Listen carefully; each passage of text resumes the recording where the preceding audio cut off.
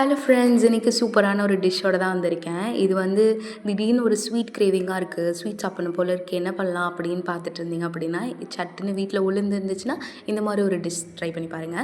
இது பண்ணுறது ரொம்ப ஈஸி. கேர்ள்ஸ்க்கு வந்துட்டு போன் ஸ்ட்ரென்த் இருக்கு. பாய்ஸ் கூட சாப்பிடலாம். வாங்க எப்படி பண்ணுறதுன்னு பார்க்கலாம்.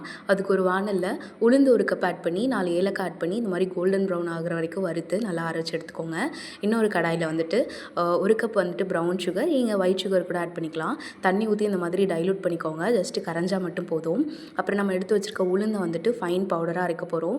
ரொம்ப ஃபைனாக அரைக்க வேணாம். கொஞ்சம் கோர்ஸாக அரைச்சு இந்த மாதிரி ஒரு வாணலுக்கு மாற்றிட்டு இந்த உளுந்து வந்து கொஞ்சம் நேரம் வேகணும். அதனால் வேகறதுக்கு ஏற்ற மாதிரி கொஞ்சம் தண்ணி ஊற்றிக்கோங்க. இந்த மாதிரி கிண்டிகிட்டே இருந்தீங்க அப்படின்னாக்க இந்த மாதிரி பொங்கி வரும். ஏன்னா உளுந்து இல்லையா, அதனால் கொஞ்சம் பொங்கி வரும். பொங்கி வந்ததுக்கப்புறம் வெந்துருச்சான்னு பார்த்துட்டு நம்மளோட நாட்டு சக்கரை கரைச்சி எடுத்து வச்சுருந்தோம் இல்லையா, அதை இது கூட சேர்த்து கைவிடாமல் கிண்டிகிட்டே இருந்தீங்க அப்படின்னா ஒயிட் கலராக இருக்கிறது இந்த மாதிரி கோல்டன் கலரில் மாறும், ப்ரௌனிஷாக. இது கூடவே ஒரு பிஞ்ச் வந்து உப்பு ஆட் பண்ணி, தேங்காய் துருவி வச்சுருக்கோம் இல்லையா, கிரேட்டட் கோகனட், அதையும் இதில் ஆட் பண்ணி கைவிடாமல் கிண்டிகிட்டே இருந்தீங்கன்னா இந்த மாதிரி ஒரு கன்சிஸ்டன்சி வரும். கரண்டியில் வந்துட்டு பின்னாடி இந்த மாதிரி ஸ்வைப் பண்ணி பார்த்தீங்கன்னா ஒட்டக்கூடாது. அந்த மாதிரி இருந்துச்சு அப்படின்னா நம்ம உளுந்தங்கஞ்சி ரெடி ஆயிடுச்சு. இது பண்ணுறது ரொம்ப ரொம்ப ஈஸி தான். கேர்ள்ஸ்க்கு வந்துட்டு போன் ஸ்ட்ரென்த்னஸ் கொடுக்கும். மென்ஸ்ட்ரேஷன் பீரியடில் வந்துட்டு ரொம்ப ஸ்டொமக் ஏக்காக இருக்கும் இல்லையா, அதெல்லாம் இது வந்து குணப்படுத்தும். கண்டிப்பாக ட்ரை பண்ணி பாருங்கள்.